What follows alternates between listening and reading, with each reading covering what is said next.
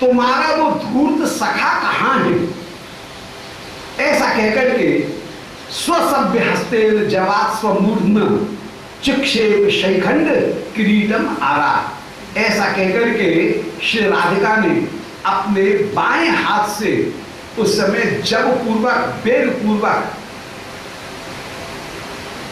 अपने माथे के ऊपर जो मयूर मुकुट रखा हुआ था उस मयूर मुकुट को दूर फेंक दिया है। ललिता आश्चर्य पड़ रही, बोले ये क्या हुआ? ये इसने कृष्ण ने अपना मुकुट कैसे फेंक दिया? अब ललिता जी क्या समझ रही होंगी कि कहीं मंत्र का प्रभाव ऐसा तो नहीं हुआ कि जो असली कृष्ण हैं उनमें कहीं मंत्र के प्रभाव से राधापना आ गया हो और जो असली राधा है वे कृष्ण बनकर के निकुंज मंदिर में बैठी है। तो उस समय श्री ललिता पूछ रही है कि त्वमेव किम्ना सहचरी अस्थितम। बोले अरे तूने अभी अभी अपने माथे का मुकुट फेंका, वो जो माथे के ऊपर मयूर मुकुट धारण कर रखा था, मयूर पंख को नोच करके तूने फेंका। तू कहीं हमारी सखी तो नहीं है, राधिका तो नहीं है? तो त्वमेव किम्ना सहचरी अस्थितम, तू हमारी सहचरी है क्या राधा? ततस्त्वाम प्रति किम त्रपामहे। अरे तू यदि राधिका है तो हम क्यों डरे, क्यों डरे? तू तो हमारी ही सहचरी है, तुझसे अब हमको डरना नहीं चाहिए। निर्वीय यान्या हरिवेश धारिणी कुंजेस्ते सैवा किम सैव मुशाद्दे मोहिनी। अब तू असली राधिका है कि निर्वीय यान्या हरिवेश धारिणी, जो हरि का वेश धारण करके निर्वीय छिपकर के कुंज में बैठी है, वो हमको मोहित करने वाली है। पहले दो कृष्ण थे, अब दो राधिका हो गई। लो, पहले दो कृष्ण थे, अब दो राधिका हो गई। जो असली कृष्ण थे इनको तो ये राधिका ही समझ रही थी, और जो असली राधिका थी उनको, क्योंकि वे लिपि पुती बैठी थी, कस्तूरी का लेप करके बैठी हुई थी, इसलिए उनको असली कृष्ण समझे बैठी थी। जब श्री राधिका ने निद्रा से जाकर के ये कहा कि अरे सखियो कब आगतास्थ, तुम कब आई, ऐसे वचन कहे तो अब इनको भ्रम हो गया कि ये भी राधा मालूम पड़ती है, और इसने भी अपना मयूर पंख उतार करके फेंका। अब ये दो राधा कैसे हो गई? इन दो राधाएं तो कृष्ण कहाँ है? यदि दो कृष्ण हैं तो राधिका कौन सी है? ये कहीं अद्भुत ये उत्सुकता उत्पन्न हो गई है। तो कह रही हैं, ललिता जी पूछ रही हैं, तो त्वमेव किम्ना सहचर्य स्फुटम, बोले तू ही क्या हमारी राधिका है क्या? निर्वीय यान्या हरिवेश धारिणी, जो हरि का वेश धारण करके कुंज के भीतर छिपी हुई है, वो या अन्य वो कोई दूसरी राधिका है क्या? कुंजेस्ति किम सैव मुशाद्दे मोहिनी, वो झूठी है जो हमको मोहित कर रही है कि तू झूठी है, ये समझ में नहीं आ रहा है। सो निर्वीय यान्या हरिवेश धारिणी, जो हरि का वेश धारण करके वहां पर बैठी है कुंज में, किम सैव मुशाद्दे मोहिनी, वो क्या झूठी है हमको मोहित करने वाली?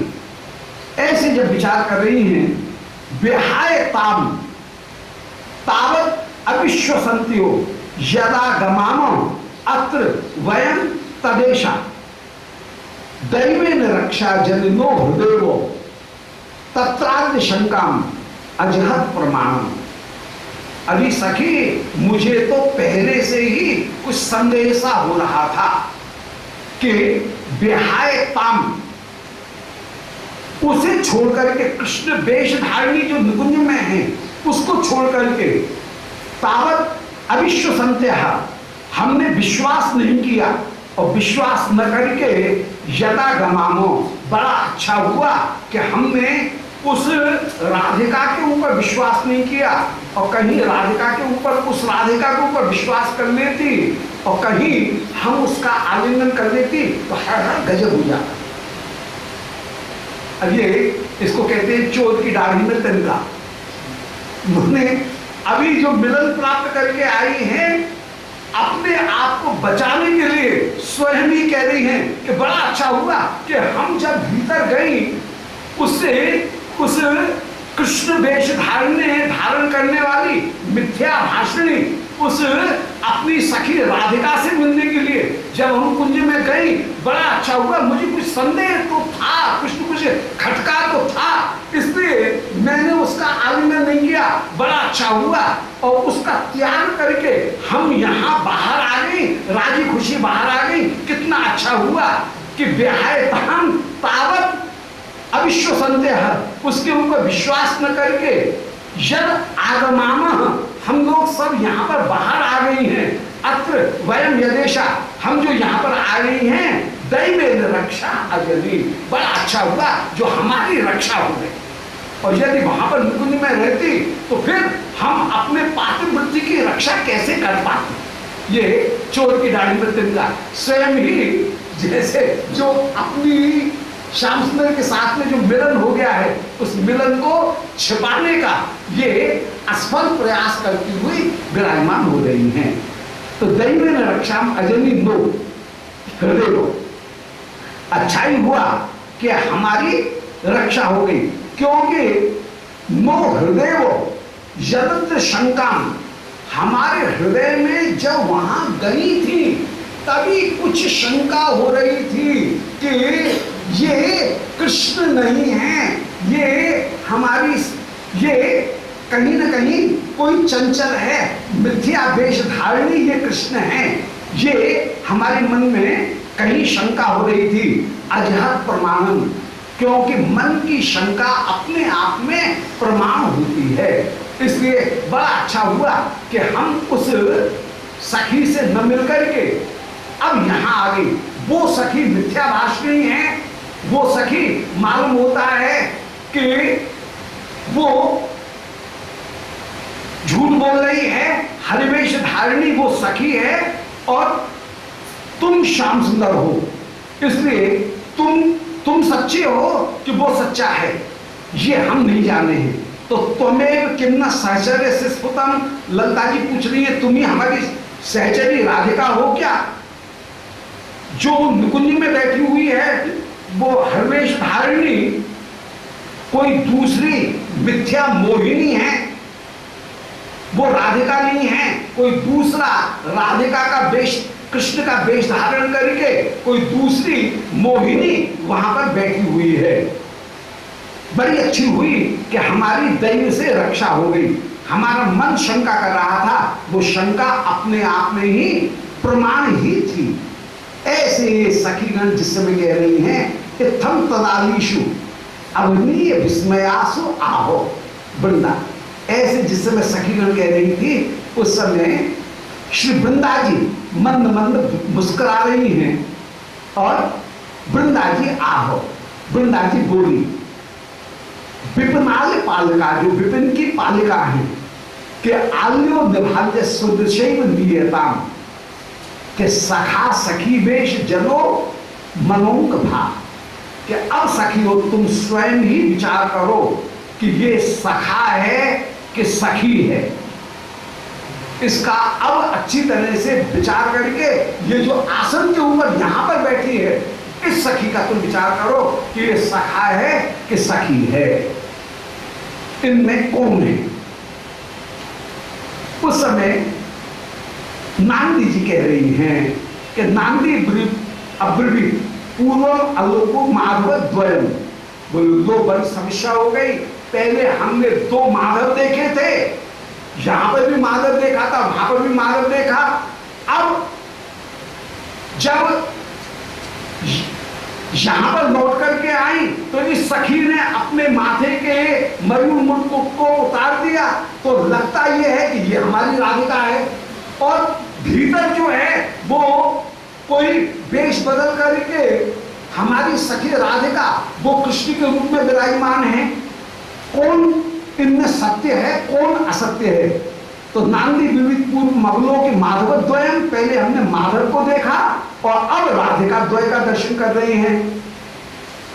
देखो एक अच्छी बात है कि चाहे दोनों माधव हो चाहे दोनों राधिका हो, मेरी तो कोई क्षति है नहीं, नानी मुखी कह रही हूं, क्योंकि मैं कृष्ण की भी सखी हूं और मैं राधिका की भी सखी हूं। तो ननक क्षति कांचन, मेरी और वृंदा इन दो की तो कोई क्षति है नहीं, क्योंकि हम कृष्ण की भी सखी हैं और हम राधिका की भी सखी हैं। किंतु संकटम युष्माकम एवं, परंतु तुम जो सखी न हो तुम्हारे साथ में संकट है कि तुम यदि ये कृष्ण हैं तो किसका स्पर्श करो किसका स्पर्श न करो। तुमको भय लग सकता है कि इनका स्पर्श करें तो कहीं ये चंचलता नहीं करें, और भीतर जो कृष्ण बैठे हैं उनका स्पर्श करें तो वे चंचलता नहीं करें, तो तुम्हारी समस्या हो सकती है, क्योंकि तुम अपने आप को केवल राधिका की दासी राधिका की सखी मानती हो, जबकि हम तो युगल की सखी मानती हैं। इसलिए हमारा तो कोई दोष है नहीं, हमारा तो कोई नुकसान हो नहीं रहा है, तुम्हारा नुकसान हो रहा है। क्योंकि किंतु संकटम युष्माकम एवं दधेत दूनतम, हाय तुम्हारी ये चिंता देख करके अब हमारा भी मन दुख रहा है। अब हम क्या करें, हमको भी कहीं शंका हो रही है। ऐसे जब कहा उस समय श्री विशाखा जी उस समय आगे बढ़ रही हैं और कह रही हैं, बोले अरे नांदी, अब तेरे ऊपर ही सारी दारोमदार है, अब तू जल्दी से ये निर्णय नहीं हो पा रहा है कि ये भीतर जो है वो हमारी राधिका को कृष्ण रूप धारण कर दिया गया, ये तो हमारा निर्णय है। यहाँ की ये जो कृष्ण बनी हुई थी ये अपने आप को अब राधिका दिखा रही है, तो इनमें कौन सी राधिका है ये पता नहीं लग रहा है। इसलिए अरे नानी मुखी, अब तो तेरे ऊपर दारोमदार है, अब तू पौर्णमासी जी को बुला करके ले। अब पौर्णमासी जी निर्णय करेंगे और पौर्णमासी जी में इनमें जिसका जादू झूठा होगा उसके जादू को उतार करके पौर्णमासी जी रखेंगे। इसलिए तू पौर्णमासी जी को बुला करके ला। ऐसे उस समय ये नानी मुखी जी कह रही हैं, नानी मुखी जी को भेज रही हैं। श्री नानी मुखी पौर्णमासी जी के पास में तो नहीं जाएंगी, उस समय श्री किशोरी जी ही जितना भी रहस्य है उस रहस्य का आगे उद्घाटन करती हुई विराजमान हुई। वृंदावन बिहारी लाल की ऐसे सखियों का आपस में प्रयास चल रहा है और प्रयास में सब आनंद ले रहे हैं। गोविंद जय, जिसमें पूर्व संग में श्री श्याम सुंदर ने किशोर जी उनको उनके साथ में विलास करके, जैसे किशोरी जी को सुंदर कस्तूरी के लेप से रंग करके विराजमान कर दिया और आप उनके पास में विराजमान हो गए, हाथ में माला लेकर के और जप कर रहे हैं। श्री राधिका वृश्याम माने कुशासन के ऊपर आप विराजी हुई हैं, श्री राधिका असली राधिका, और श्री कृष्ण आप दूर उनके पास में विराजी हुए हैं कृष्ण बनकर के।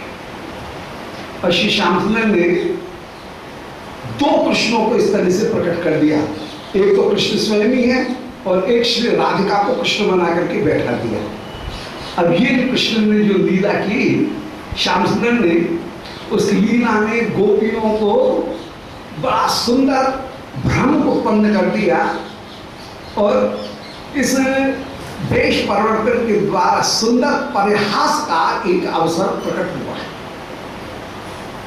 श्री श्याम सुंदर सब सखियों के साथ में परिहास करना चाह रहे हैं, सखीगणों में भी आपस में परिहास करने का एक स्वावसर प्राप्त हुआ, परंतु लीला इतनी ग्रंथिल थी, संश्लिष्ट थी कि उसके स्वरूप को समझना जब तक उसका पूरी तरह से अनुसंधान नहीं किया जाए तब तक उसके स्वरूप को समझने में कभी भ्रम हो जाए। माने समझने में वो लीला इतनी ग्रंथिल है, कॉम्प्लिकेटेड है कि वो ग्रंथिल होने के कारण उसके स्वरूप को फिर से दोबारा एक बार समझना पड़ेगा। श्री गोपिकागणों ने जब ये देखा कि दो कृष्ण यहां पर विराजमान हैं, तो उस समय श्री गोपिकागण आप एक कृष्ण भीतर कुंज में चले गए, कृष्ण को जप करते हुए देख करके, माने राधिका जो जप करती हुई विराजमान है एक आसन के ऊपर, उनको देख करके श्री गोपिकागण वे उस समय सब छिप गई, कुंज में चली गई। अब जब कुंज में चली गई तो 35वें श्लोक में जरा संधान करेंगे। 35वें श्लोक में ये कह रहे हैं कि श्री कृष्ण उनको ढूंढती हुई गोपिकागण जब कुंज में गई तो वहां पर श्री कृष्ण ने अपने कंठ के स्वर को बदल करके आप विराजमान हुए और सबसे पहले ललिता जी भीतर गई हैं कुंज में। श्री ललिता जी के साथ में श्याम सुंदर ने वहां विलास किया। श्री ललिता जी राधारानी को संग में लेकर के ये कहती हुई गई, मैंने कृष्ण को राधिका समझ रही है, और कृष्ण को राधिका समझते हुए श्री ललिता जी कृष्ण से पूछ रही हैं, माने कृष्ण को राधिका समझ करके उन राधिका से पूछ रही हैं। जो असली राधिका है वे तो कस्तूरी का लेप करके बैठी हुई हैं, और जो कृष्ण है उनको इन गोपियों ने क्या समझा कि पौर्णमासी जी ने जो मंत्र दिया है उस मंत्र के प्रभाव से श्री कृष्ण ने हमारी सखी राधिका को कृष्ण रूप प्रदान कर दिया है, ऐसा सब गोपिका समझ रही है। और उस समय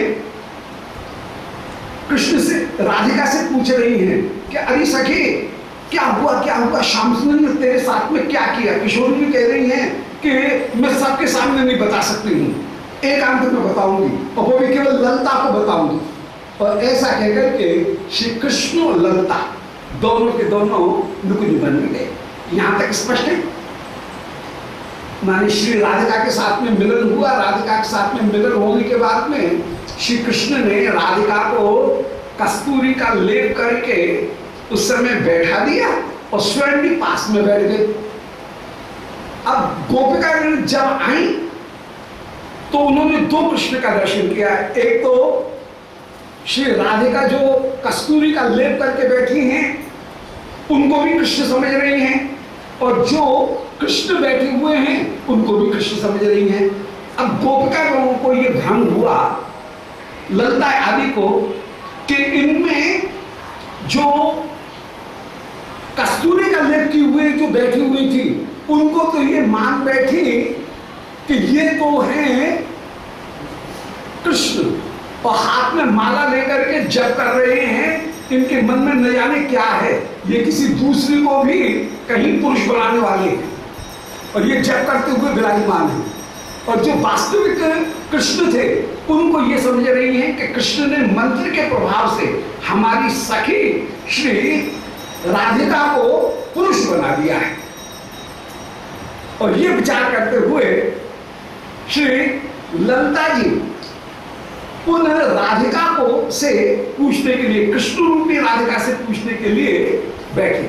अब इसको समझेंगे यूं, एक राधिका को हम कहेंगे आसन के ऊपर विराजमान, कस्तूरी से रंजित राधिका और दूसरी वो कृष्ण जो है कुंजस्थ राधिका, ये दोनों का भेद हो जाएगा। तो कुंजस्थ राधिका तो कुंज में गई और कस्तूरी लेप से युक्त राधिका विराजमान है आसन के ऊपर।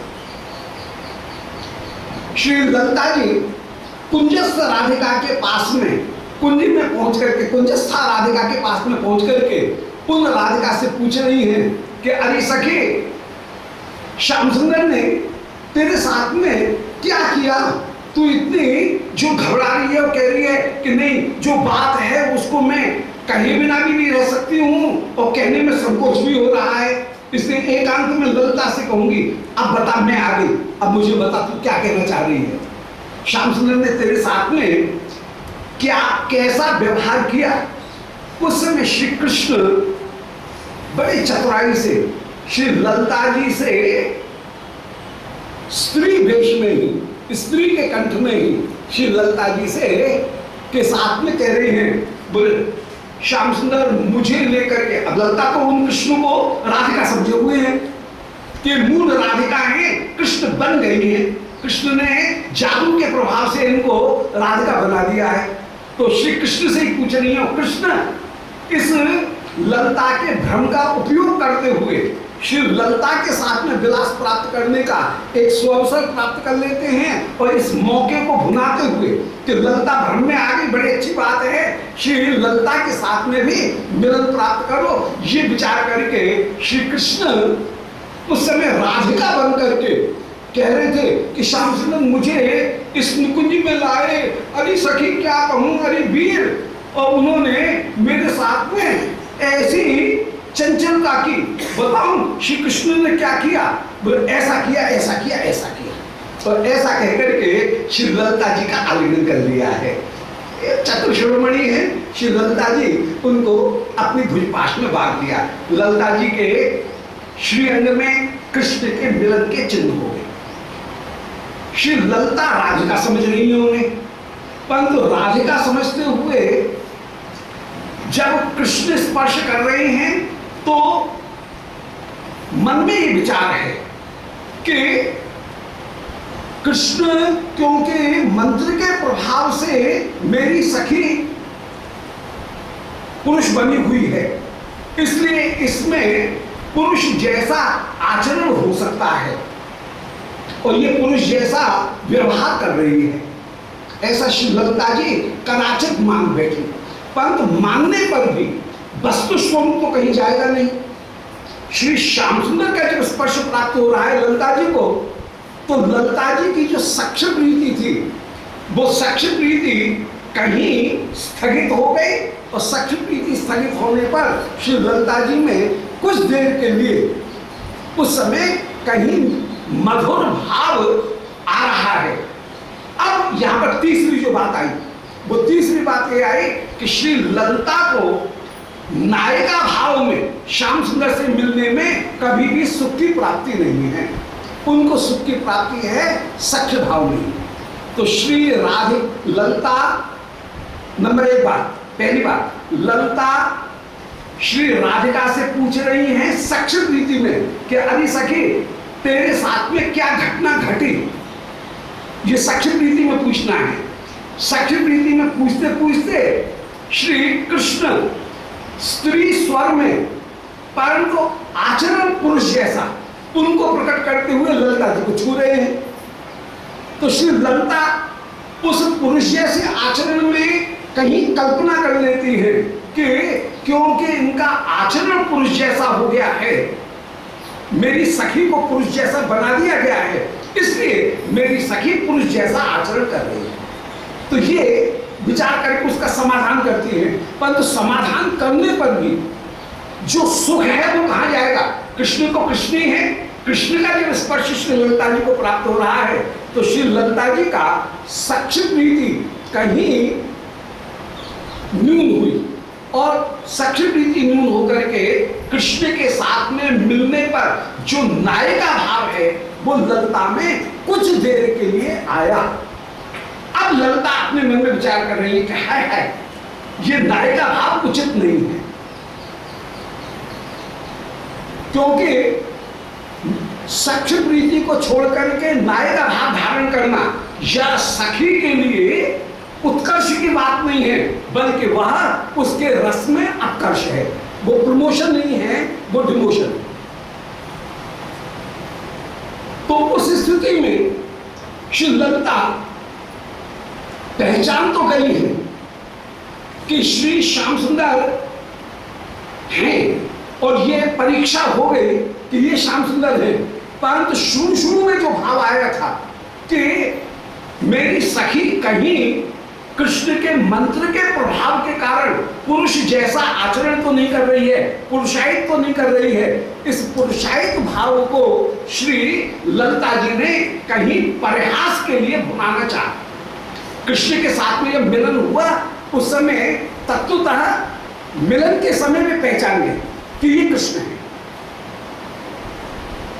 परंतु पहचानने पर भी एक जो कल्पना आई थी, शुरू में जो कल्पना आई थी, श्याम सुंदर जब श्री ललिता जी को छूने के लिए आगे बढ़े उस समय श्री ललिता मन में विचार कर रही हैं कि हाय इनके कंठ के ऊपर तो कोई प्रभाव नहीं हुआ है मंत्र का, परंतु इनके श्रीअंग के ऊपर प्रभाव हो गया है और श्रीअंग पुरुष जैसा हो गया है।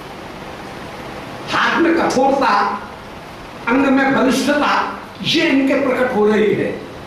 तो शायद उस मंत्र का ही एक प्रभाव है कि इनका आचरण भी पुरुष जैसा मेरी सखी का दिख रहा है। और ये विचार करके श्री राधिका बने हुए जो कृष्ण, जो जिनको ये राधिका समझ रही हैं, उन निकुंजस्थ कृष्ण का श्री ललिता को कहीं स्पर्श प्राप्त हुआ। जब स्पर्श प्राप्त हुआ उस समय बात खुल गई। उसके पहले तो भ्रम था, परंतु जब स्पर्श हुआ उस समय बात खुल गई कि श्री कृष्ण असली कृष्ण ये हैं, और ये हम जो समझ रहे हैं कि ये राधिका मंत्र के प्रभाव से कृष्ण हो गए हैं, ऐसा है नहीं, ये कृष्ण ही है। परंतु श्री ललिता मन में विचार कर रही है कि ये बात हुई तो गलत। कहां मेरा आस्वादन जो था वो सख्य भाव का आस्वादन था, और सख्य भाव के आस्वादन में जो उत्कर्ष था, नायिका भाव का आस्वादन प्राप्त करने पर वो उत्कर्ष प्राप्त नहीं हुआ, परंतु मैं परिहास करते हुए अन्य सखीगणों को भी इसका आस्वादन प्राप्त कराऊं। ये विचार करके श्री ललिता उस समय जोर से विशाखा को बुला रही है कि अरे विशाखा देख देख, जल्दी यहां आ, जल्दी यहां। इन श्याम सुंदर से पूछ कि मेरी सखी श्री राधिका वो कैसे श्याम सुंदर के रूप में परिणत हो गई। ऐसा कहकर के श्री ललिता जी ने जानबूझ करके विशाखा जी को बुला लिया कि जैसे मैं हूं वैसे विशाखा बन जाए। विशाखा जी ने फिर उस समय चित्रा जी को, इंदुलेखा जी को, अन्य जो 8 यूथेश्वरी हैं उन 8 यूथेश्वरियों को एक एक करके मिलाया, और जो 8 यूथेश्वरी हैं श्री किशोरी जी के अष्ट सखी प्रधान, उन सखी गणों के साथ में भी श्री श्याम सुंदर का मिलन कराया। परंतु सभी सखी गणों का जो अनुभव है वो यही है कि यद्यप सखी नाई कृष्ण संगे मन तथापि प्रयत्न राधा कौला संगम। सखी कृष्ण के साथ में मिलना नहीं चाहती है, परंतु श्री राधिका परिहास करने के लिए सब सखियों को कृष्ण से मिला देती है। ऐसे श्री ललिता जी भी परिहास करने के लिए कि न दोषो पंचमी सह, ये विचार करके सबको मिला देती हैं। तो 38वें श्लोक में ये सिद्धांत प्रकट हुआ कि सर्वैक रूपम खलु निर्विवादता, सब लोग हम एक से हो गए, इसलिए अब विवाद नहीं रहा, हम सब की सब एक से हो गए, क्योंकि 5 पंचमी की यह कार्य हारे जीतना अवेला जाए। इस प्रकार परिहास में श्री राधिका ने अनुमोदन प्रदान किया। पहले ललिता को मिलाया, फिर ललिता ने जितने भी अन्य 7 शेष जो यूथेश्वरी हैं उन यूथेश्वरी को भी श्री कृष्ण के साथ में मिला दिया। और इन 8 सखियों को अब ये स्पष्ट हो चुका है कि श्री जिनको हम गलती से ये समझ रही थी कि मंत्र के प्रभाव से ये राधिका है, असली में तो राधिका है परंतु कृष्ण बन गई है, ये हमारी धारणा गलत है, ये कृष्ण ही है। परंतु जैसे हमको कृष्ण का मिलन प्राप्त हुआ ऐसे शेष गोपियों को भी मिलन का प्राप्त कराएं। तो हम 8 तो श्याम सुंदर से मिल चुकी हैं परंतु 3 अभी बाकी रह गई, इनको भी कृष्ण से मिलाया जाए। एक तो कुंदलता, एक नांदी मुखी और एक वृंदा। तो अष्ट सखी तो श्याम सुंदर से मिल गई परंतु 3 सखी उनका श्याम सुंदर से मिलन नहीं हुआ। तो ये 8 की 8 सखी श्याम सुंदर से मिलने के बाद में मन में पहचान गई हैं कि ये असली श्याम सुंदर तो ये है, ये असली श्याम सुंदर ही है, ये मन में पहचान गई है।